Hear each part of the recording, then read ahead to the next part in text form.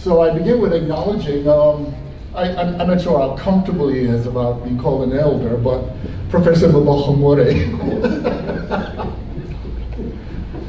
Because in many ways, he exemplifies a lot of what we're talking about today. In fact, the topic I'm talking about today is connected to Mbokhomore through Frantz Fanon and all of you in very special ways. You see, the title of my talk is Fanon the Teacher. And let's face it, a lot of times when you all go to hear about Fanon, there are all of these obsessive debates about who reads Fanon exactly the right way, who has the right, all of this stuff.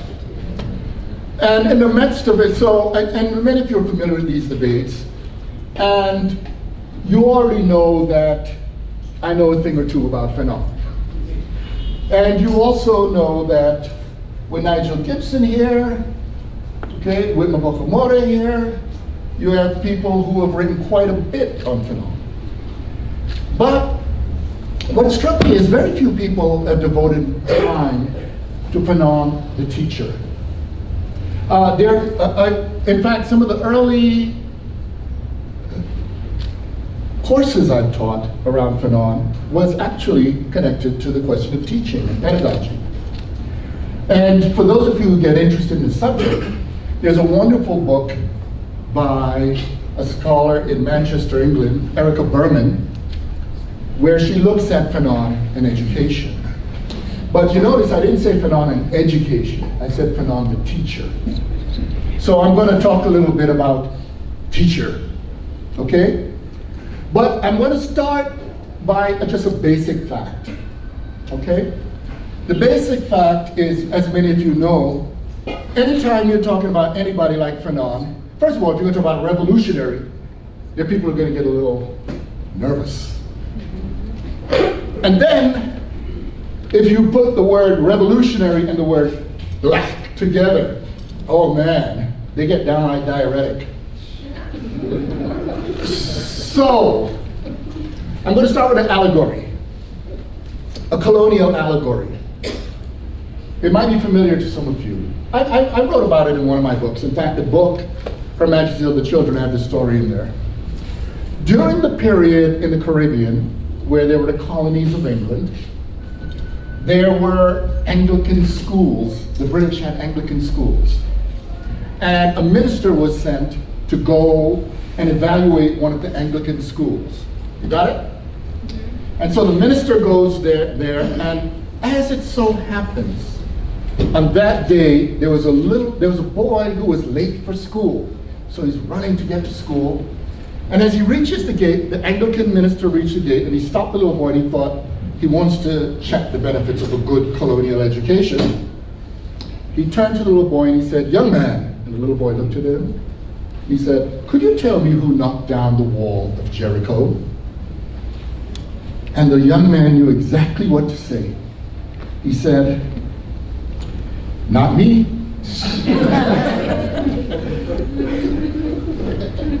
Now, at that moment, the minister was outraged. So he took the little boy and he said, "Who's your teacher?" Let's just say, "Mr. Smith." He goes to Mr. Smith and he says, "Are you Mr. Smith?" And you can imagine poor Mr. Smith, right? Mr. Smith, you know how hard it is for there to be a black teacher in a colonial school. You imagine the humiliations, the suffering, the time all Mr. Smith went through so he could be in that classroom. And this minister is there with this little boy, and he looks at him and he says, "Are you Mr. Smith?" He looks at him and he says, "Yes, sir." He said, "Well, I just asked this young man who knocked down the wall of Jericho, and you know what he said? He told me?" I said, "What did he tell you, sir?" He said he didn't do it. And Mr. Smith looks at the boy, looks at the minister, and Mr. Smith takes off his glasses. He says, "Well, sir, I've known this boy a long time. If he said he didn't do it, he didn't do it."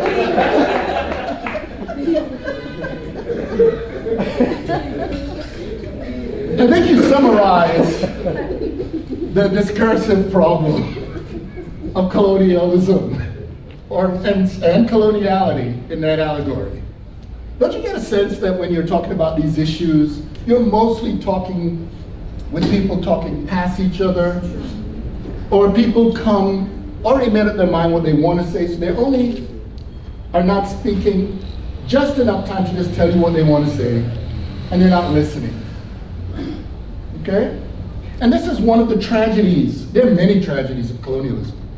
But one of the great assaults of colonialism is the assault on our ability to listen. Okay? And not only that, you'll see the power mechanisms in this. Because, of course, you wonder what was the meaning of that question in a context when there's this overarching power and representative of the colonial state towards this child and this teacher. Now, I bring this up mainly because in contexts like this very institution, the new frame, what Tricontinental is about, there are many things that these organizations are about. But why are there meetings where we gather together like this? Why are there dossiers? Why are so many things put together? What are they for in terms of the praxis of intellectuals? And that is ultimately, and this is something many intellectuals forget, is because ultimately, if you are an intellectual worth your salt, you're a teacher. Now, of course, it's very complicated what's a teacher, especially when teachers have grandiose titles like professors. Okay? Not all teachers are professors, but whenever I teach, I usually start my courses with a conversation, what's a professor? And it's very funny when you have that conversation with students. Because students, I ask them what's a professor, and what's a student, and it's very interesting. Most students, when they answer what a professor is, their answer comes down to a professor being like Moses coming down with the tablets. Could you imagine trying to argue with Moses? Hey, Moses, I don't agree. Moses goes, I got the tablets. You see, the problem with that model of the professor or the teacher is that the professor or the teacher becomes akin to the voice of God. And I usually have a conversation afterwards where I say, well, let me tell you what I consider a professor to be. A professor, at least the way I see myself as a professor, and not just as a professor, I would argue all intellectuals, all teachers see themselves this way. They're people who fell in love with learning. In other words, they fell in love and continued to learn. And in fact, if you continue to learn, you are a lifelong student. So the difference between the student and the teacher is simply the teacher is an advanced student. That's really what it is. In fact, what I do every day is I try to go to bed asking myself, did I learn something today? And I ask myself, what was it? And you'll find all people, all particularly revolutionary teachers, are that way. El-Malik Shabazz, known to you as Malcolm X, made sure that every night he went to bed asking himself, what did he learn that day? He made a point to read a book, go to a museum, have a conversation. One of the reasons he could communicate the way he could was because he wasn't talking at people, he was listening while talking and interacting, and he wanted to learn from them. Because if you think about it, what students are people who, although they're beginning to learn a subject, they come to it with unique experiences. And those experiences create a new relationship to the subject, which reveals what every committed teacher knows, which is although we offer the best we can to our students, we're always learning from our students, okay? And so, the importance of this understanding then is that organizations like this one, meetings like this one, are not simply about what you can learn from me, or from Michael Neocosmos, or from Nigel Gibson. I do hope while you were circulating, eating, afterwards, you're talking with each other, because it's also what we can learn as a community. If you can understand that you're in a world of learning, that is the spark of the beginning of a radical democratic consciousness. Because you see, if you don't think there's something you can learn from your fellow human being, then your attitude to political life is to treat your fellow human being more as a tool or an instrument for your desires, your wants, or even your needs. But if you understand the idea that we're in a co-living project of freedom, then you could understand that there's no closed model of democracy. There's no closed model of what it is to think in a revolutionary way. It's open. And that was Fanon's thought. There are many ways people talk about Fanon, but they forget that crucial element. And so I begin with first, well, I already began. So I'm going to add now, first, there are certain cliches about the way we think. One of the techniques of colonial mentalities is to have you trapped in cliches. Because you see, cliches encourage laziness of thought. You don't have to think it, because simply you repeat the cliche.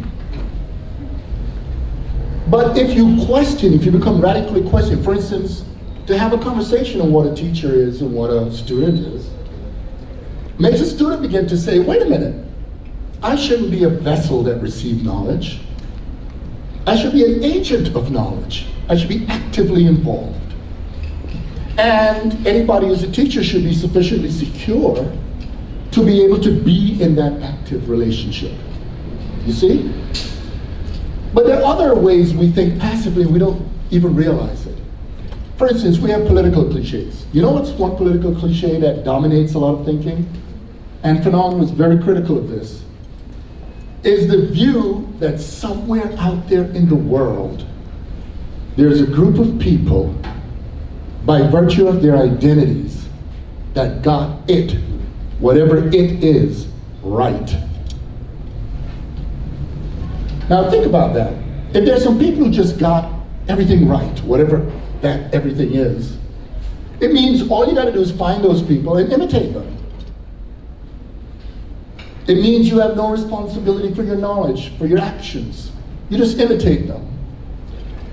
But what Fanon, Cabral, in fact, all Biko had this view too, and there are many others, all the way through to antiquity. What they understood was that the problem with that view of looking at the world is that it erases the humanity of people. Okay?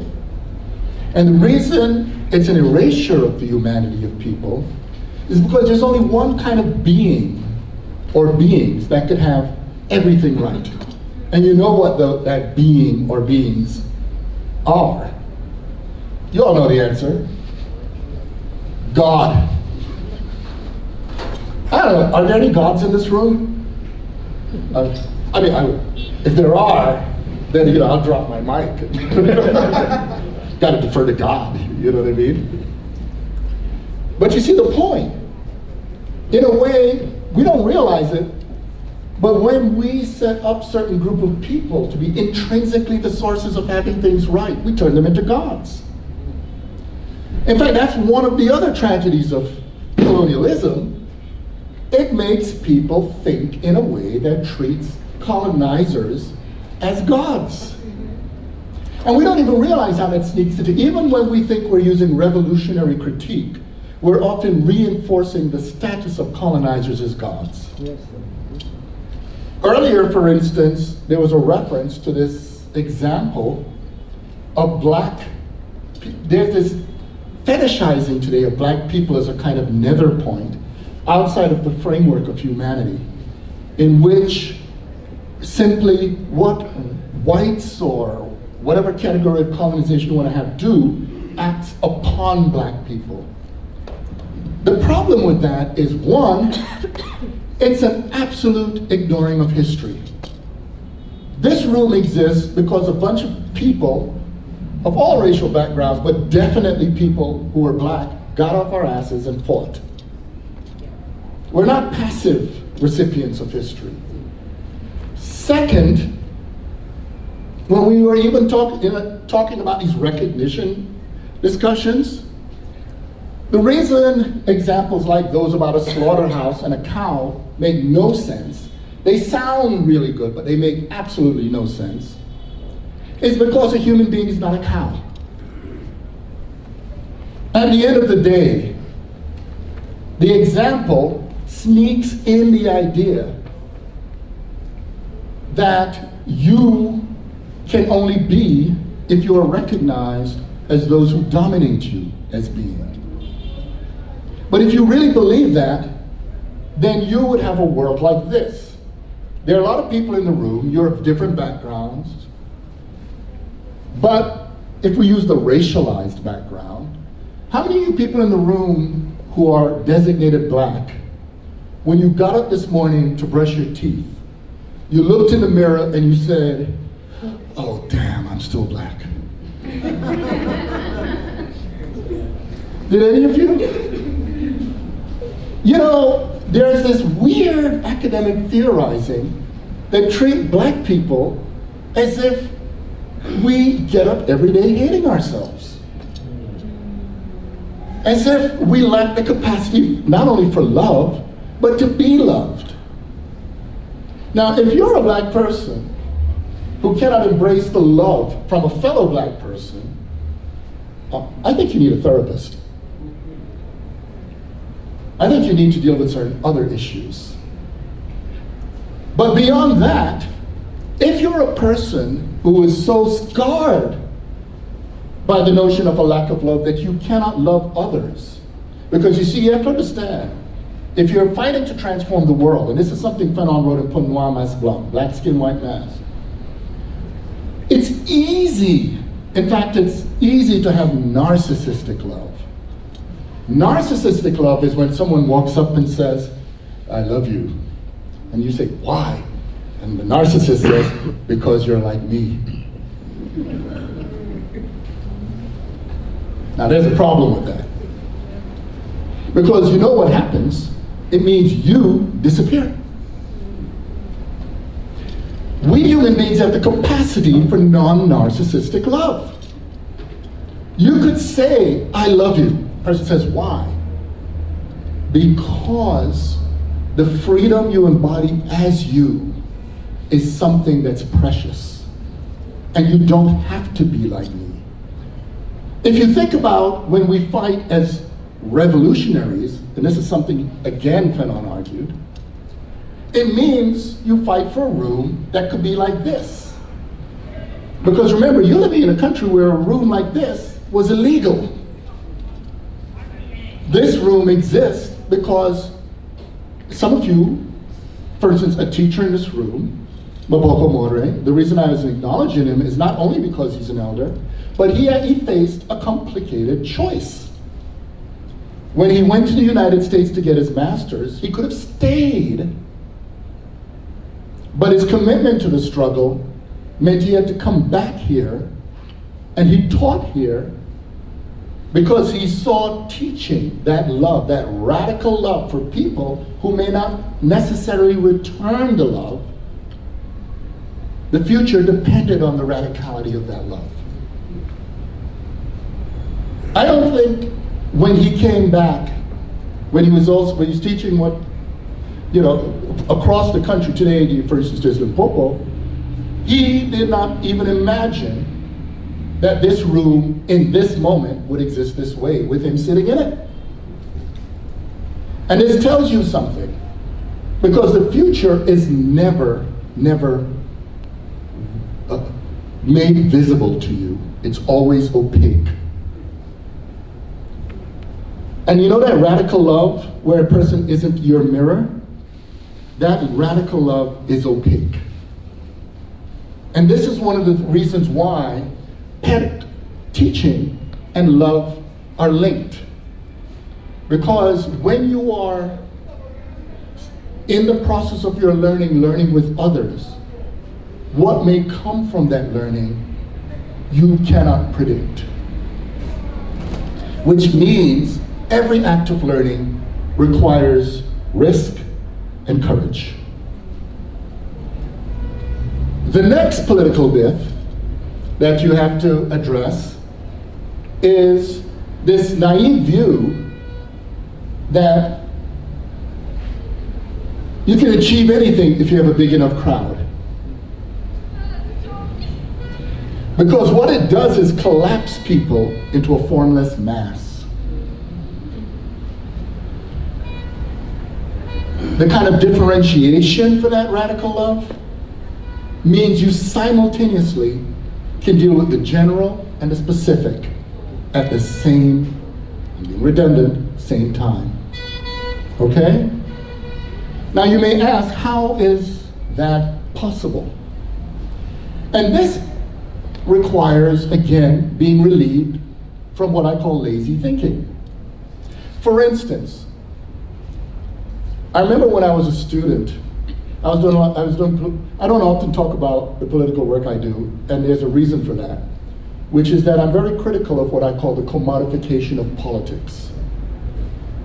I don't think people who are committed to political work do it to sell their resume, all right?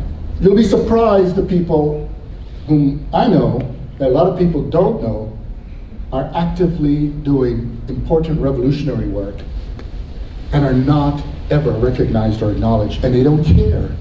Why? Because they act from radical love. The struggle for them is more important than their individual recognition. Okay? But I remembered when I was doing some work, I was with when I was a student, a graduate student, because I'm still a student, I'm just an older student now. And I remember we were talking, and she said, "Oh, what do you study?" And I'm saying, "I'm studying philosophy." She said, "Oh, philosophy." I said, "Well, what's wrong with that?" She said, "Oh, it's so abstract. I do the concrete," she said. And I said, "You know, the concrete is an abstraction." We're good friends to this day, by the way, so that didn't end the friendship. Similarly, when you're really thinking, real thinking always requires generalizations. Why? Because when you speak, if it stops simply the moment you have spoken, it would be incommunicable. The mistake is not generalizing, the mistake is overgeneralizing. Is to move from some to all. Is the failure to understand the complexity of the interrelationships. Or to put it in a different language, is the failure to think dialectically. Now, a lot of people love to say the word dialectics, but they don't understand it because they work with cliches. For instance, a cliche is the old Hegelian, the way people read Hegel, which is totally wrong, which is you have a thesis, antithesis, and a synthesis. But that's complete nonsense.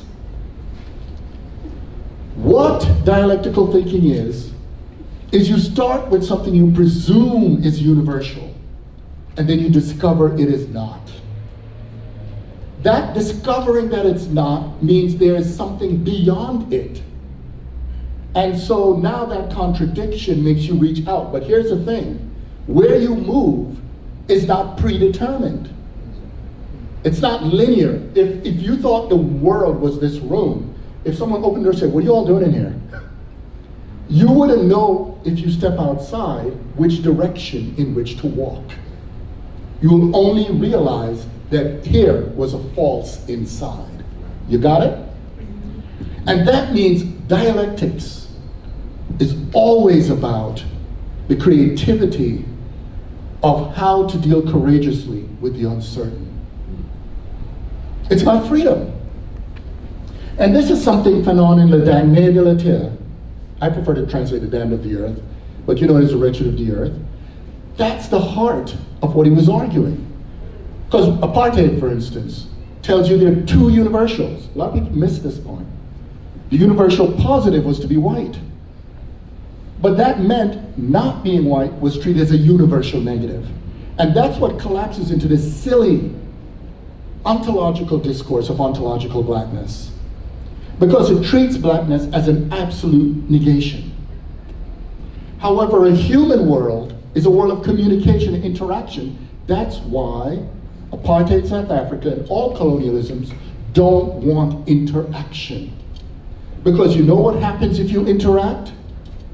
You find out the colonizer is not a god, and those who are supposed to be in the colonizer's world finds out the colonized is not a demon. We keep looking for gods and we try to run from demons, but we keep bumping into human beings. But here's the crucial thing about human beings. Human beings are not a perfection. What human beings are fundamentally is a possibility, which means, and this may be hard for you to grasp right now, human beings are not ontological. And that's a technical term, but to put it simply, we're not fixed beings the way gods are. I'm going to talk about, first, a misconception about how Fanon understands the self and the other. And then I'm going to talk about Fanon's understanding of therapy. Okay? Because there's a lot about Fanon. Some people look in a very condescending way about Fanon's work in psychiatry and psychoanalysis and those other areas of thought. And one of my colleagues in this room, Nigel Gibson, has done excellent work on the political and humanistic significance of his psychiatric work. But the reason I'm going to start with one other example is because in the context of this country and all across the globe, this problem dominates the way people deal with race issues. And I think I just had to put it on the table. It's basically this. Most people think of racism as a problem of being the other. But that's a big mistake. And the reason it's a mistake is because, you see, what racism actually does, what colonialism actually does, is to create a world of people who are selves and others, because this is an incoherent sentence, this is a problematic sentence. Here I am, and here is another bottle. It makes no sense, because I am not a bottle. You see what I'm getting at? It makes sense to say, here I am, and here's another human being, here's another human being, here's another human being, and so on. You see what I'm getting at? So the other is a necessary condition of ethical relations. The reason there's nothing wrong with being an other is because you cannot have ethical life without others. You know that narcissistic love I told you about?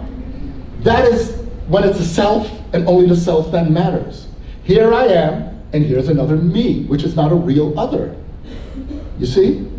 Real others are free. Real others, I have responsibility in relation to them.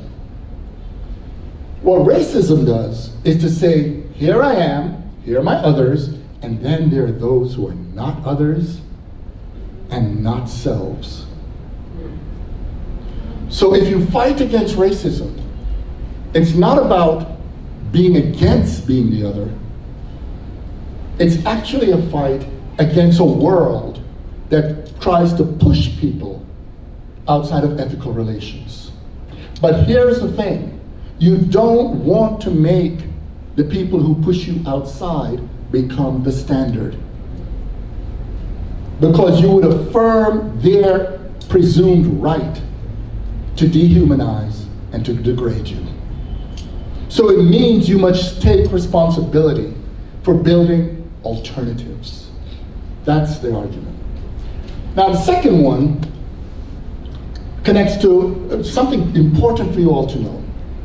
There are a lot of people who write about Fanon and psychoanalysis, for instance. And it's really, really silly. Even some people who are friends of his would say, oh, it's ridiculous to talk about Fanon and psychoanalysis because Fanon was never psychoanalyzed. And when I hear that, I usually say to them, and who psychoanalyzed Sigmund Freud? In fact, it's based on a naive view of psychoanalysis. Freud psychoanalyzed Sigmund Freud. Fanon psychoanalyzed Fanon.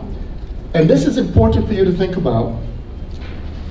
What people are really doing, why they're so adamant against Fanon and certain intellectual and medical practices, is because of a lack of ability to understand a black thinker as an originator of thought.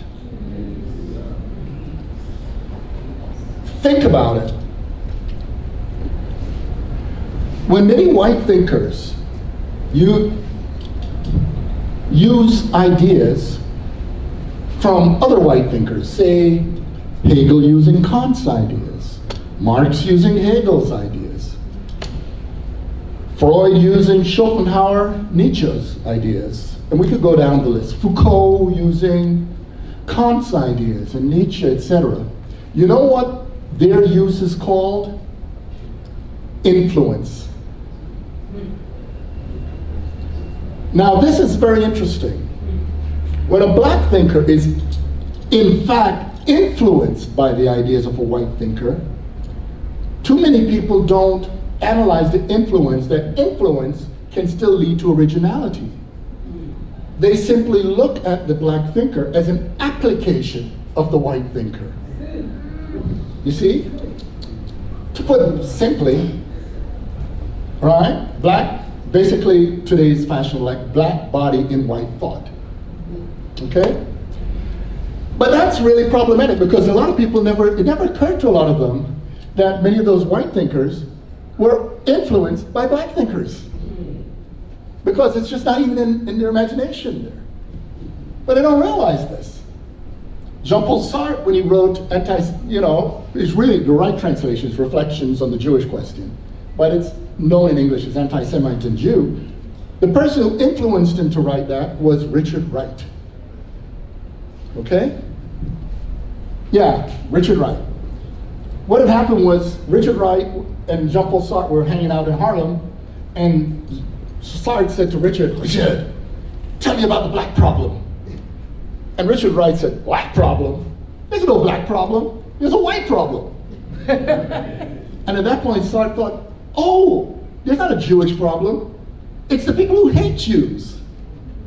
Simone de Beauvoir, it was Richard Wright who said to Simone de Beauvoir, you know, you really should write a philosophical study on the very question of the meaning of woman. And that led to the second sex. Now, it doesn't mean that Beauvoir's thought wasn't original or Sartre wasn't original, but it's inconceivable to many people that black thinkers have affected white thinkers. And in fact, if you know actual intellectual history, I could go through a whole lecture on black thinkers who have affected white thinkers. Fanon influenced Sartre in a very interesting way, because when he wrote Point Noir Mas Blanc, you know what I just said about dialectics?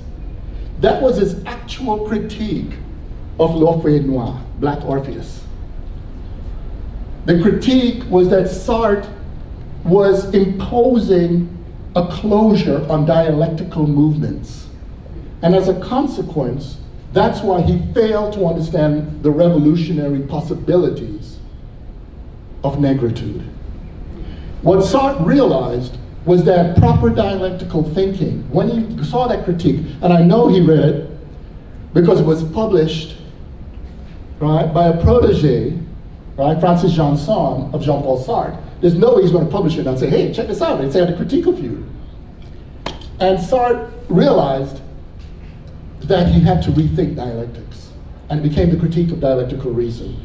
If you look at most Sartre studies, the claim was disenchantment with communism, and then he's moved by the Polish struggle, because they got to find a white source instead of looking at the the historical fact of a black source. And there are many other examples. There's a lot about the origin of a lot of concepts that we work with, if you know the actual intellectual history that comes from those other kinds of thought.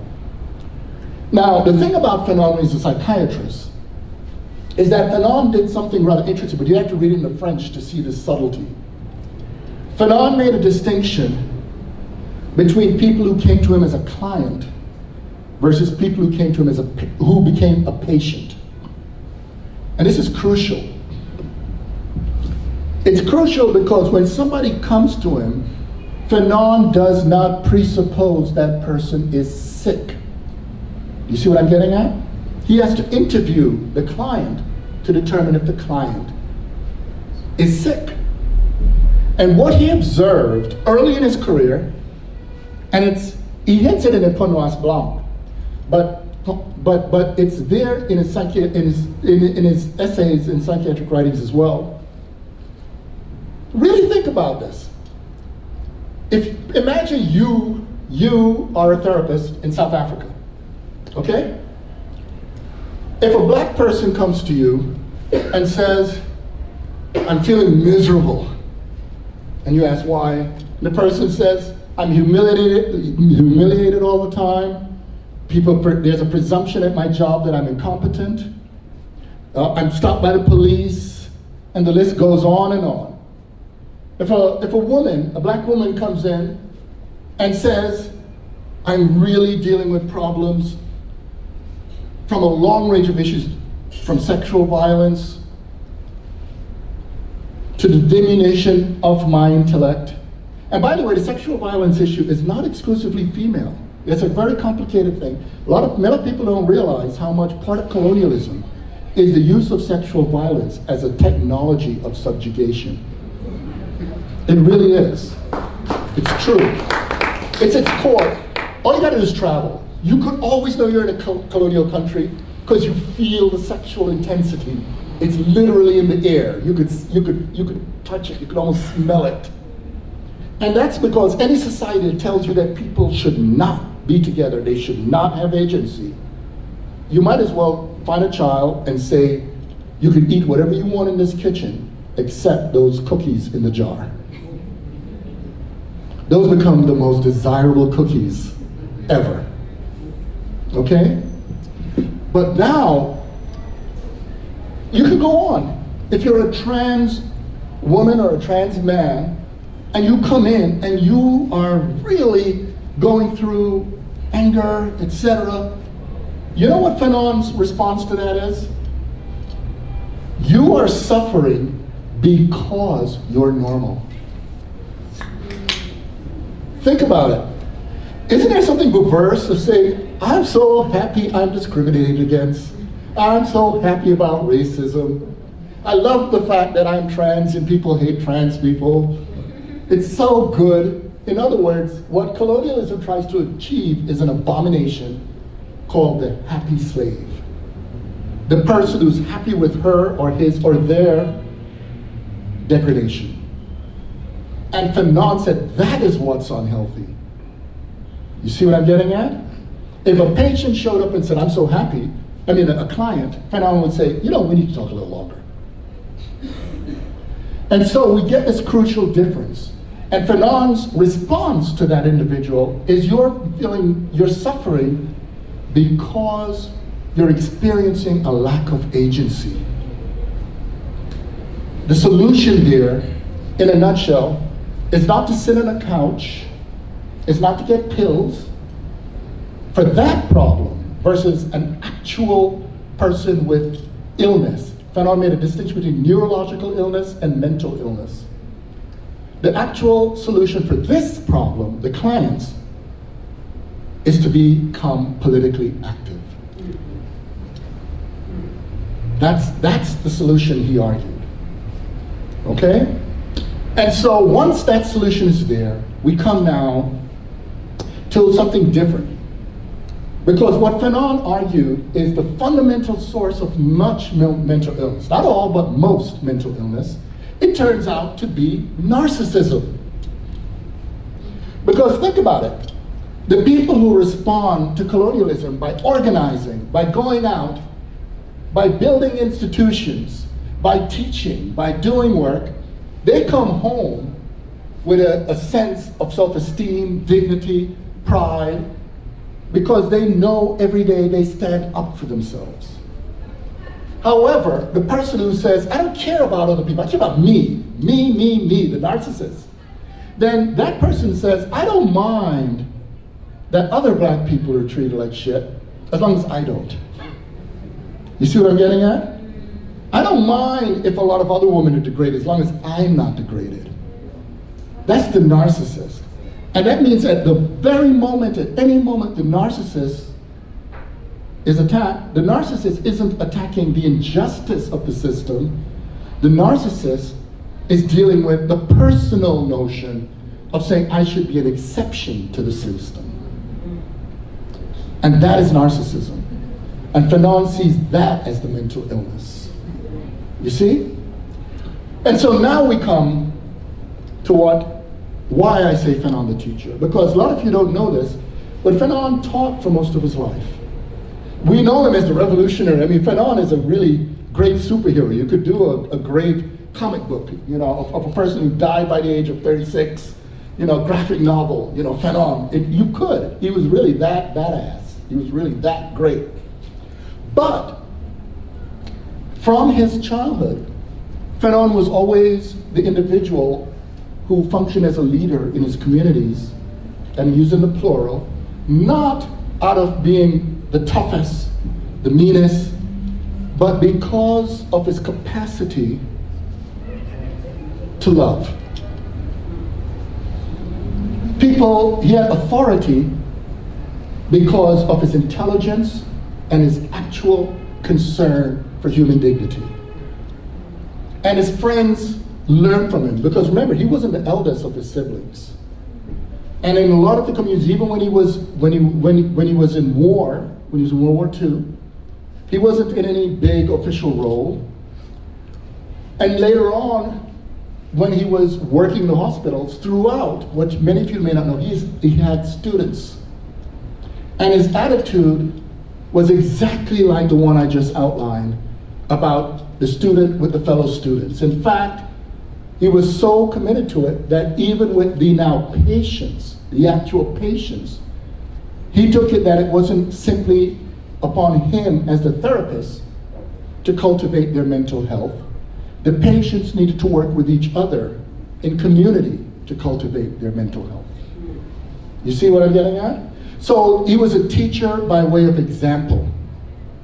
And there were also courses he taught. And if any of you are interested in looking, you can easily find some of his lectures, mainly because the students took such good notes. And they were so good that you could hear his voice in the notes. He taught a course on sociology and psychopathology for the École Études, okay, in Tunisia. And in that context, he talked about a lot of the themes I'm talking about here. But what's fascinating, if you go and read those lectures, and you go and listen to what the students and reports of the interactions, a lot of the ideas he articulated are ideas which today a lot of people attribute to people such as Michel Foucault. But he was before Michel Foucault. For instance, Fanon talked about how transformed technologies produced certain kinds of subjectivities. And I'm going to finish in a minute. Okay? He talked about, do you know there was a time when people worked without a clock? And he showed the kind of mental illnesses brought on workers with a clock. Because there's this constant question, if you're not to the clock, that you've done something wrong. So the clock began to function as a kind of surveillance on your consciousness. He gives this great example. You all may not realize this, but most automobile accidents happen from people on their way to work. You figure if they've had breakfast, they're alert, they should have fewer accidents. At the end of the day, when they're tired and coming home, they should have more accidents. It's the opposite. Because in their subconscious, there's anxiety about going to work under the clock. The clock functions like a slave driver, a foreman. So the thing about teaching then is that what all his patients said and his students said is that although he was charismatic, although he had all this, and by the way, he published quite a bit, an extraordinary amount of literature in a short life, they were amazed by how fully attentive he was with every one of them. In other words, he understood that the art of teaching is also the art of learning. And if you think of revolutionary praxis in that way, you begin to understand what it is to work together to build new concepts, as Fanon put it, and set afoot a new humanity. Thank you.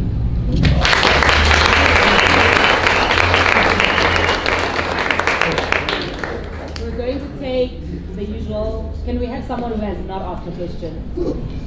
Could we also, some of you may have seen this, I have what's a very extraordinary memory. So everybody who has a question, please ask. Even if we run out of time where I can't answer all of them, pay attention to what each person asks, because there's a lot of learning in the questions they pose, okay?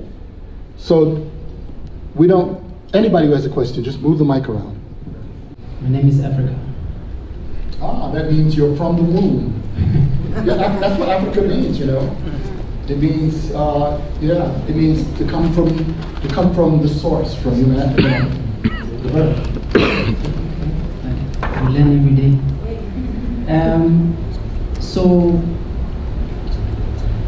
just a comment.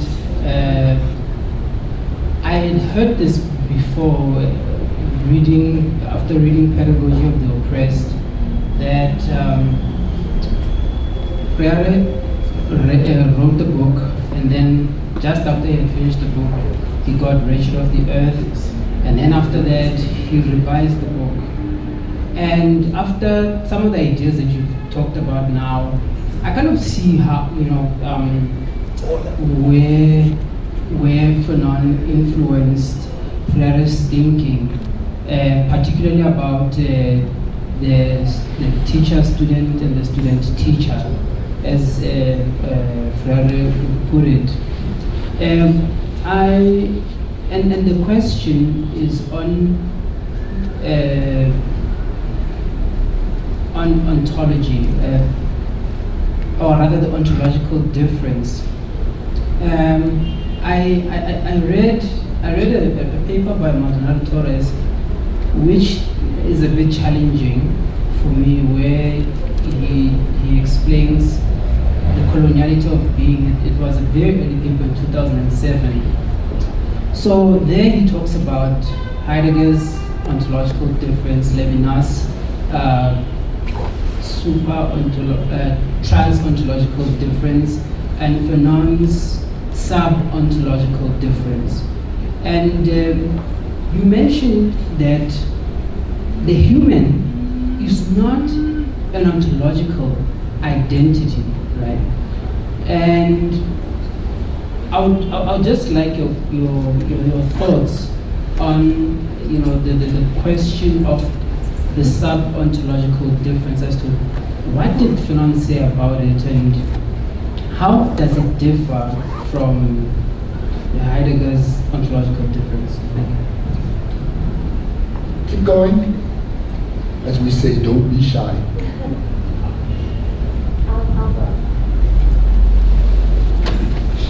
Hi, everyone. My name is Faye.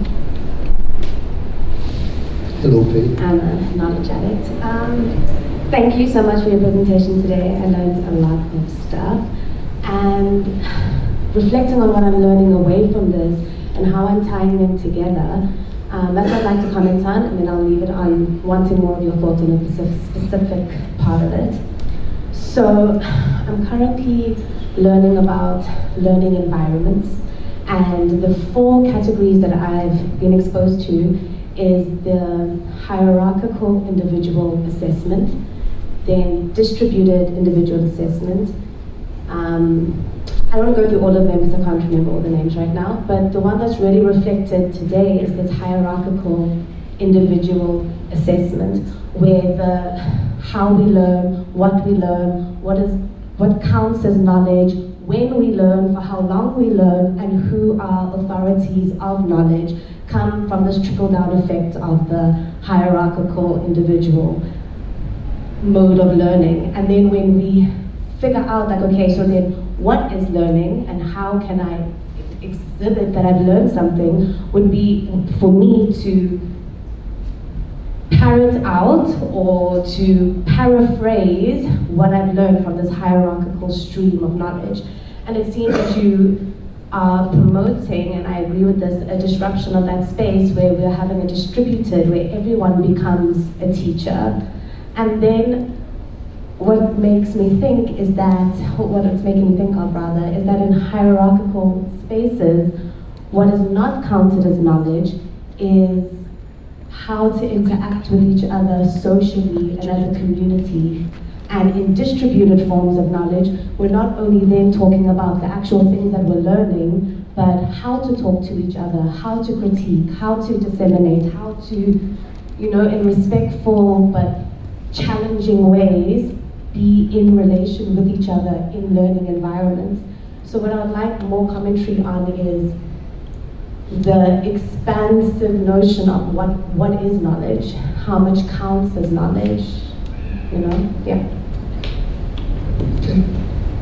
Good afternoon. My name is Zulisa Kosa, and Prof, I'd just like you to share with us your ideas on Fanon's tragic violence. Yes, if you could just share with us a bit what your thinking is around that.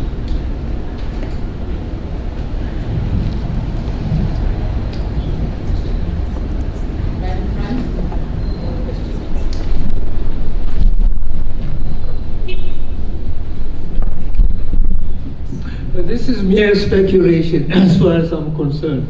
Please, your name. If let's take now Fanon was in South Africa taking cognizance of the social, the colonial, that's the word, just so giving, the colonial system and the transformation we have undergone to the period to date. How would you view, in your opinion, how do you think Frantz Fanon would give an insight to that situation? It's just a mere speculating. With the ideas that we have and with the mind we have of what type of thoughts were in his mind from a political perspective. Please say your name. Saul Roshilo. Okay, thank you. Thank you. It's over there.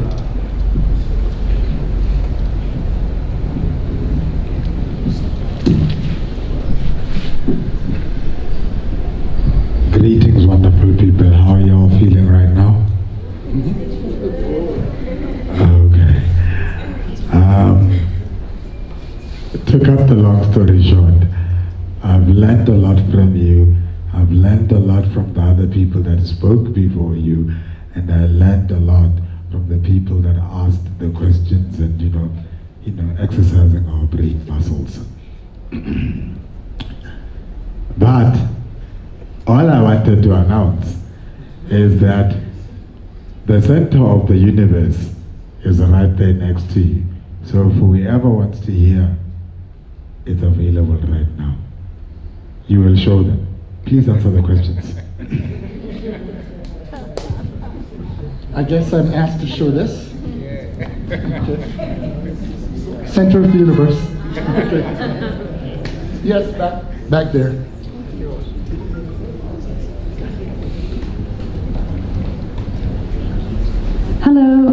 Maud. I work as a theatre maker, and I am not very good at reading academic things. I don't love it. I need to do practical things with my body to make sense of the world. And I wonder, my question is really to ask for more books, I guess, but in a way I wonder if you have any recommendations for the kind of examples of work that has been made artistically or architecturally or whatever that speak to a practical application of what, or at least some of what Fanon speaks about in his writing.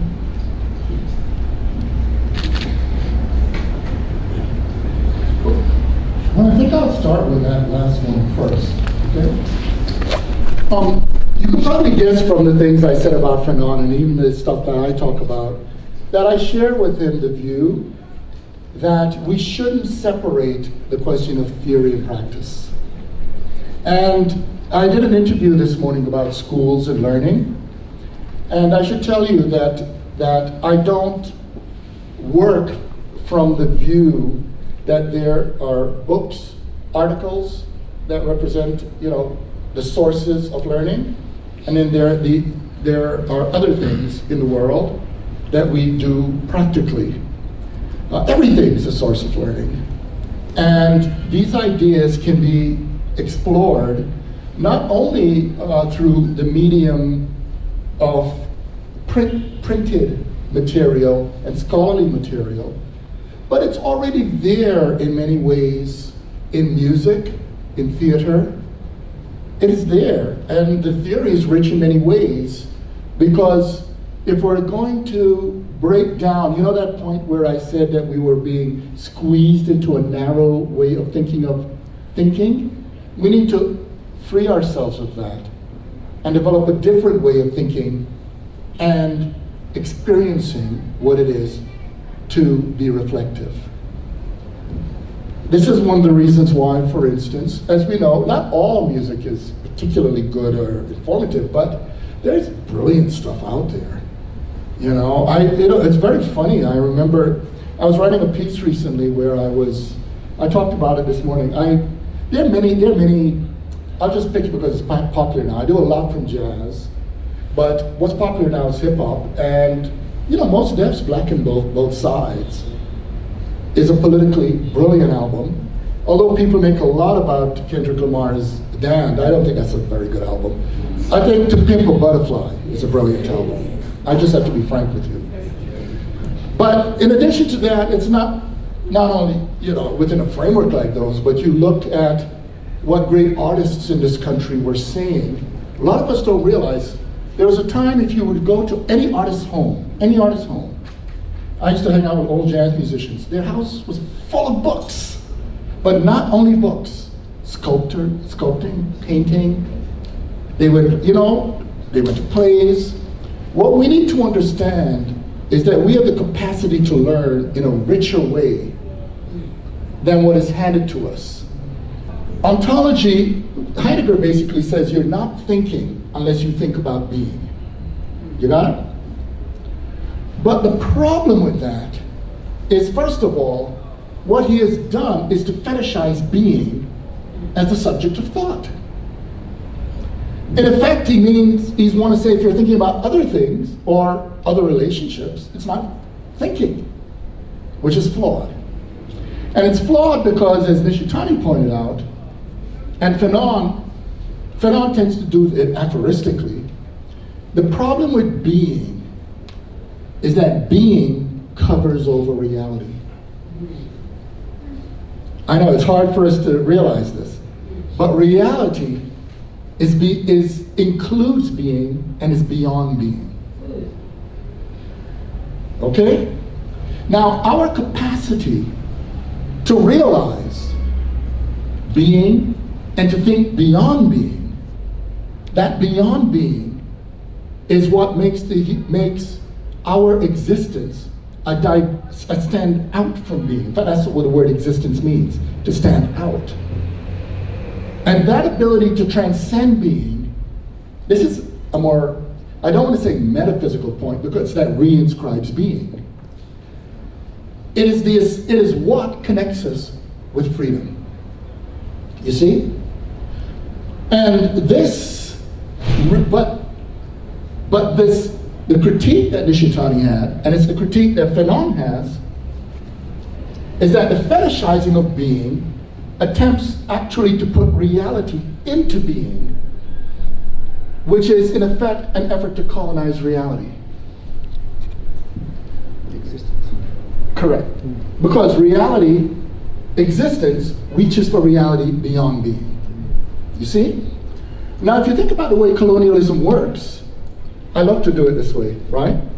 Picture reality can move like this, right? You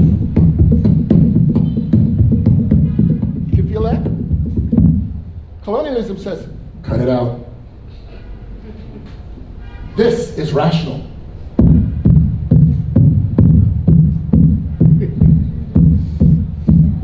You see what I'm getting at? But in fact, music, and in fact, some people say this is the only way to do music.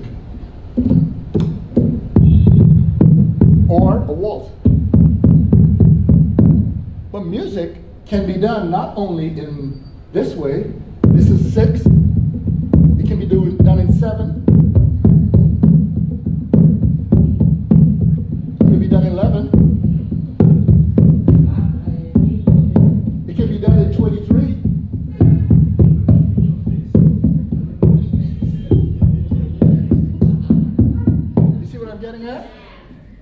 So you all don't even realize, because if you look at a lot of pre-colonial African music or Asian music, people did not lock themselves in a small set of meters through which to dance. And you notice when I did it, it was funky. You could dance to it. Well, that's what's been happening to a lot of thinking. We've been closing our thinking into a small box. And that closing of thinking into a small box is connected to an effort to put the human being into a small box. And that small box is connected to the idea of thinking of a human being as a thing. You see? You could put things into boxes, contain them in, you see what I'm saying? And this is a conception of the human being that was very suitable for a system of containment and predictability. And a system of containment and predictability is what affected human institutions such as markets. You know, if you don't think about capitalism, think about markets the way markets have been in Africa and South America and Asia and Australia for more than 100,000 years. In the past, you know what people went to the market for? A lot of times what you needed to stay alive, you already had in your community. The reason you went to a market was to meet other people. And markets, and interestingly enough, pre-colonial markets were predominantly run by women, what today we'll call women. Because I have to say today we call women because, as Orunka Oyumi points out, and by many others, what we call woman or man is very different from the way many people used to see themselves. But if we look at them historically, people go to the market not to say, I'm going to make a profit. They went to the market to exchange things. For instance, news. We didn't used to have television, radio, and internet, and newspapers. News is what you got from somebody who went to the market and told you what people from another place who went to the market, what was going on with them. And in Euromodernity, a form of technological thinking emerged that said the problem with those markets is they're too human. We need to make them less human, and so the measurement became not the humanizing capacity of market relations. Even in South Africa right now, you know, you go to the supermarkets, you have trades, but there are still markets that are set up where people go and hang out. And even today, it's deep in our consciousness because even in malls, most people may buy something, but they just walk around all the time, all right? And so what that already tells you, the argument was you need to have a different measuring tool, and that became profitability, which means you have a subject for the market, and the subject for the market became the notion of a reductive, rational individual subject who only thinks about its self-interest. And once you have that, you have the notion of non-relational, non-dialectical, closed individual notion of being. You see? And that effect, and that being is ripe for commodification by the market. Commodification means you turn it into something that you can sell. You got it? And so the market then became deified and began to be treated like a god. You notice when people talk about market, they say, well, the market is down today, the market is up. But let the market make the decision. How the hell does a market make a decision? It's people making decisions. But here's the thing. The more alienated you are from the idea of you as decision makers, then there is an abstract market over you like a god. And that means you now move away from what education historically was for. This is getting to your question, which was actually, in all societies, if you look in the history of education, which means to draw out, to grow, education was about cultivating your humanity. To make a living required something else, right? But the commodification of education means you have to, just as with the market, turn away from markets to the market, turn away from education to certification. And certification as something you can sell, the commodity of certification, made education a liability in institutions of so-called learning. And because of that, the commodification of education, we could call it the colonization of education, but the problem is many people don't think about what colonization really means these days, because there are different types of colonization. This type of colonization is commodification. This is why when people leap too quickly to say, well, capitalism does it, they don't explain why or how. This is why or how. It's to say to you that if you're in a space, you're in that space of what's called learning, not to learn, but you're only there to get a job. So it brings in the threat of unemployment as a technology of subjugation and control. Now here's the thing. This is the lie. James Boggs said it brilliantly in a book called American Revolution. And here's what he points out. Every one of you know this. We live in a world of surplus.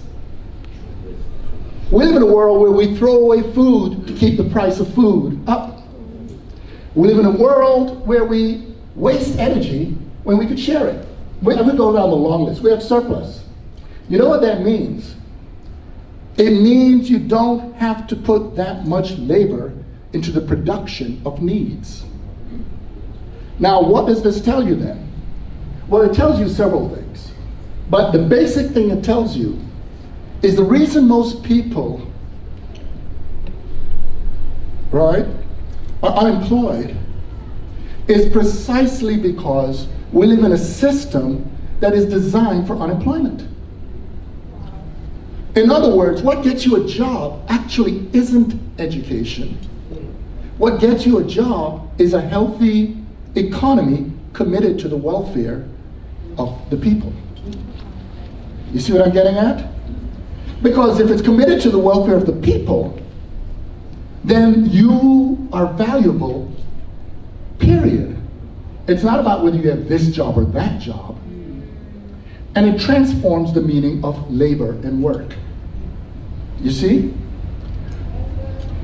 Education is around the cultivation of freedom and your relations in the world, dignity and citizenship. But that requires a different philosophical anthropology, a different understanding of what it means to be a human being. That other model, which is designed for capitalism, says, I am who I am selfishly by myself. Forget the rest of you all. However, that's not, but the other model, which is the possibility model, means the human being is always that which is reaching for something other than itself, which means the human being is relational. And once you're relational, you know what that means? It means every relationship you enter is the production of another relationship. You see what I'm getting at? So that means education is the production of the ongoing relationships of freedom. And this is crucial. Let me put it down more down to earth now. In the liberal model that's connected to capitalism, where you're a thing, then here's something people talk about in the country right now, diversity. Diversity means you take a thing that is not in a space and you put it in the space, and now the space is diverse. But here's the problem. Let's pick women as a category. If you have historically male spaces, they were historically male spaces because their grammar, their structure is designed to keep women out. So that means if you want to keep those structures in place and put a woman in, you're literally simply putting her in a relationship where she is, in a nutshell, a man who's anatomically female. In other words, and it's the same applies to race. If it's an historic space that's premised on the exclusion of blacks, then blacks can only come in as whites in black skin. You see what I'm getting at? But if you understand human beings as relationships, then you have to say the real problem was that construction of a relationship premised upon the exclusion of other relationships. You know what that means? It means that if you try to bring someone in, that person as a relationship has to change those relationships. So if I go back to women as an example, if you try to put women in, women are not just a floating category. Race is not just a floating category. Have you ever seen a race walking? Or a gender walking? I could go down the list. If you see those as relationships, then they're related to other relationships. Well, what is one of the historical relationships of misogyny and sexism? And it is, in a nutshell, the sexualization of females. So that means if you put a female in, what, because she's a relationship, is going to come with her is the history of sexualization. Which is why today workplaces are dealing with a sexualization problem. It's also why other things come in with females, such as sexual orientation equality, such as trans equality. They're not, if we think of them as a list, we have it wrong. That's that old being mentality. If we look at it as dialectical relationships, there's no way we can try to transform the society without its transforming our understanding, which means it transcends being, okay?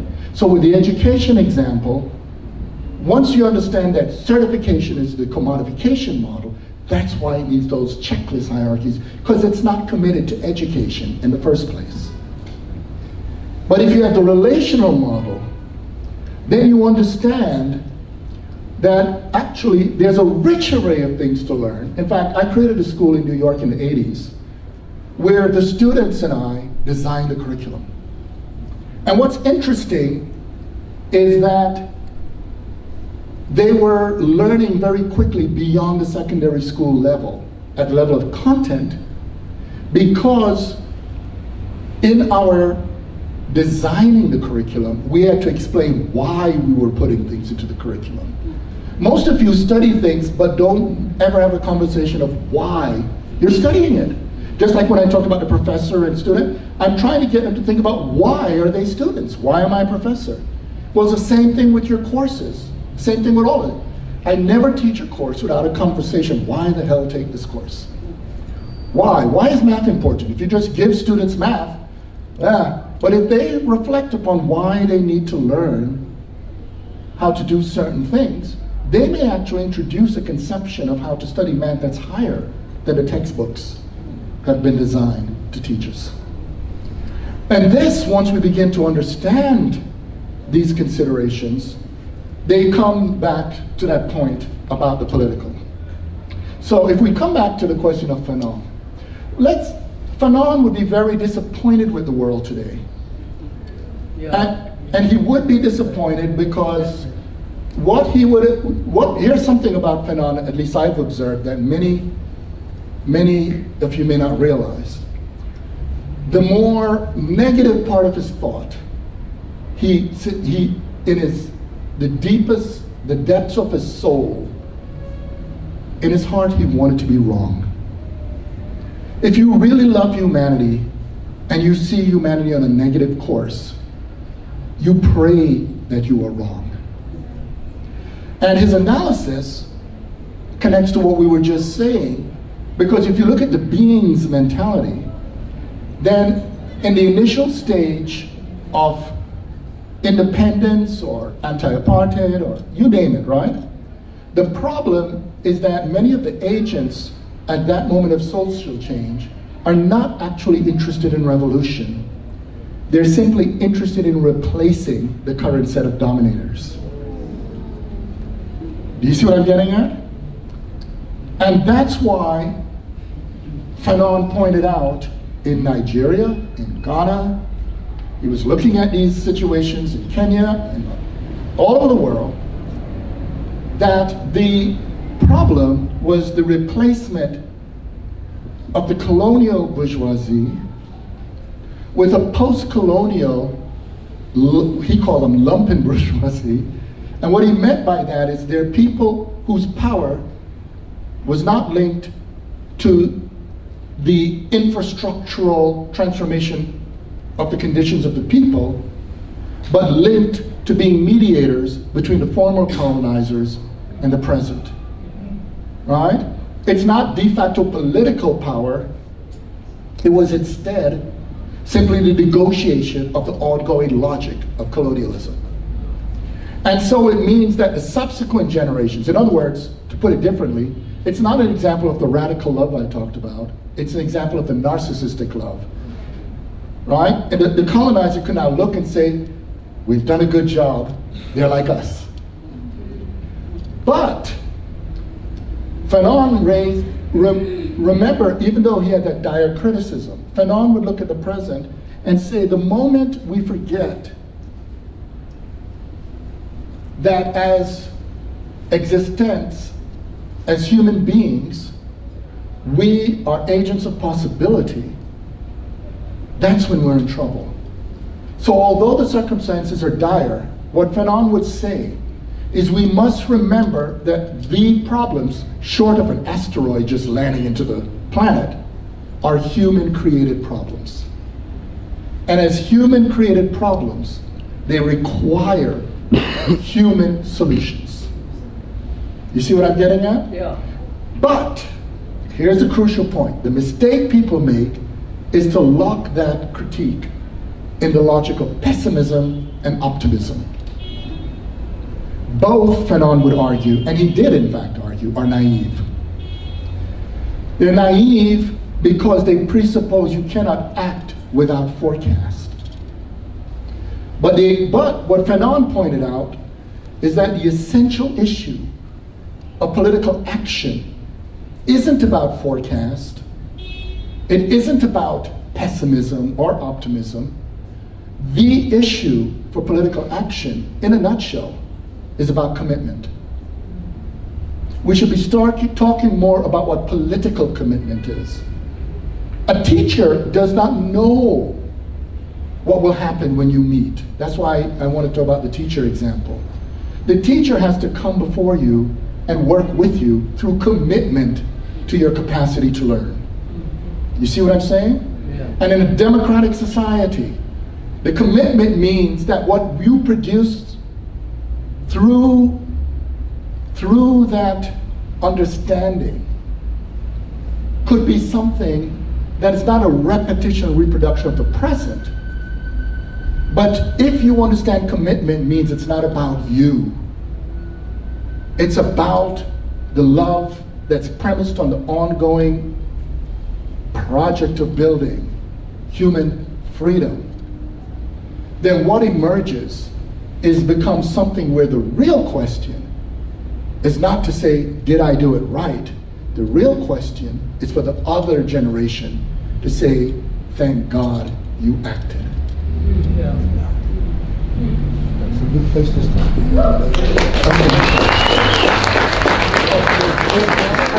I think we're out of, We are out of time, but don't worry, I'm hanging out, so we can. we're out of time. Oh, yes. Okay, very quick. You've got 30 seconds. I'm counting. Sure. Thank you very much.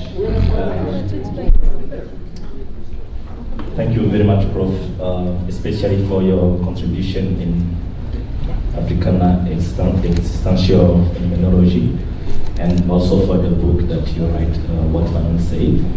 It is a good book, especially for someone who wants to know the life for Fanon.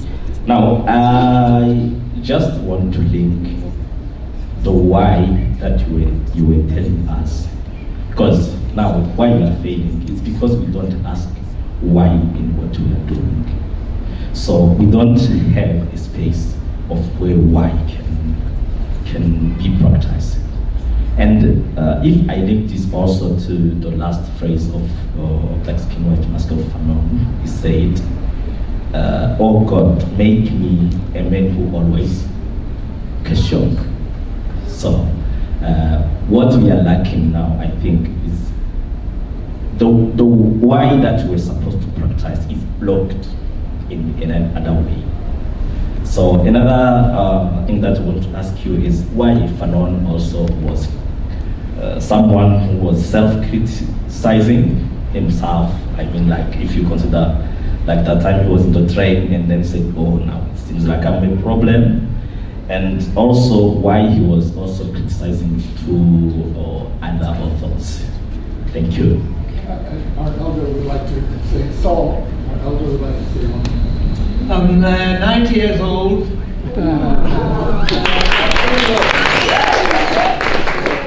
I was born on the 12th of December 1930, and I've seen it all. What has cleared my misconception about about some of the ideas that were lurking at the back of my mind, I just wanted to know something. If Albert Camus and Jean-Paul Sartre, who wrote on being and nothingness, were contemporaries of Frantz Fanon, because in what I read, I find some similarities of what his views were in the book. If you could share me on that one. Thank you. Thank you. Because we're out of time, I'm just going to be very short. The short point is, it's a mistake to read Fanon's writings, any of them, in isolation, without the ongoing relationship to other, not only other works, but also other interlocutors. In Black Skin, White Mask, he ended with the question to his body, and I wrote a piece called, believe it or not, a piece on Fanon and Mary Shelley's Frankenstein. And if you all, it's open access, so if you want to read it, just write me and I'll send you it. The short version of what I argued is that Mary Shelley was absolutely brilliant. And at the age of 19, when her book came out, what she summarized really a prototypical post-colonial critique that you find also in Black Skin, White Mask. And that is, it connects to the stuff I said about love. It's what is the relationship of the created to the creator, okay? And as you know, in Frankenstein, that's the name of Victor Frankenstein, which means the victory of freedom, by the way.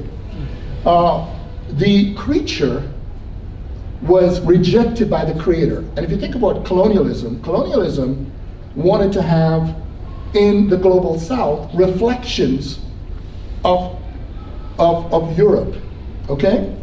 But at the same time, the problem is this was being imposed on human beings who have their own views of the world, and so that was rejected the way the creature was rejected as an abomination. Now, the mistake the creature made in Frankenstein, and Fanon is bringing that out, the same problem in Black Skin, White Mask, is that he ran around, kept asking the master to create for him a female creature to give him a future. You see what I'm saying? In other words, he was depending on the master's logic as the sole source of creativity. And that's why Fanon was asking if in his body, at the end of Black Skin, White Mask, there was possibility.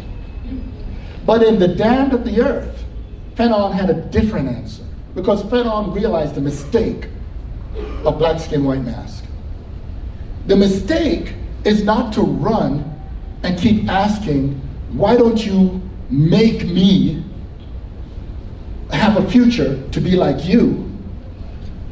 The real response is for me to get off my ass and build my future. To move from the lowercase black and to what Biko, in a capital black, called black consciousness, not as a fetishized consciousness, but as a possibility. And that means then you have a new way of thinking what it is to be modern. Because to be modern is not to be a European. That's just European modern. To be modern is to take responsibility for the building of your future. You see? So that means you gotta ask, say in South Africa, not how can South Africa's future be like Europe's or like North America? You have to ask in Africa, what is a meaningful future for people who are committed to the values of what it is to live in an African society? And those values will have a different understanding of what is to be, not only to be the future, but what others can learn, or learning with others, because you see, the future is already a future that's involved in living on a very different planet. We have the technological and the numerical resources to deal with different problems than our ancestors. So that means that there's no way any group of people are going to think the future without understanding our relationship with all groups of people. And that's going to be a different kind of people. You see? Thank you very much to Prof. Lewis Gordon. Yeah, what a rich conversation. Yeah, we are better for it. And thank you to, I've been asked to just do a quick vote of thanks. Thank you so much to all of you who came and who have shared ideas and thoughts and engaged with the work presented today. I mean, you can have as many talks as you want, but they are made more enriching by the people who come here and engage with us. So thank you very much for taking the time out of your day to come here. And yeah, I think for me, I'm listening to all of this, thinking about the fact that this is the 200th anniversary of the settlers' arrival. I'm thinking about it in relation to the 110th anniversary of the founding of the Union of South Africa, and thinking about how far we've progressed as a people, given those significant moments in history that have shifted a lot of who we are and have shifted who we could have been if it wasn't for these significant dates. And I think specifically also, just to sum up what has been said, of the words of the poet uMachizama nonzizimqwetho asinakuthula umhlaba ubolile. And I think that's really what this conversation is about. We cannot keep quiet when these things, I think Fanon responds to that with his work. We cannot be silent when the state of the world is what it is, and also to sort of expand uMachizama. We cannot just not act. And that's why there are people like Abahlali who continuously act and push back against this complacency, and also take into practice the words of Fanon, the work of Biko, the work of so many other philosophers and thinkers, while also charting thought as well. We are doing that, we are working, and we are also thinking, because we too are originators, and that's what we've learned in this room today. So thank you very much for coming. Thank you to the Forge for the space. Thank you to Valela and the team for organizing this, and we hope for more spaces like this. We hope for analyses on Fanon from a feminist perspective, from a young person's perspective, from queer people's perspective, from trans women's perspective. I look forward to coming and seeing a 3-day workshop of people from various walks of life dealing with who Fanon is and the legacy and the work that continues to this day. Thank you very much.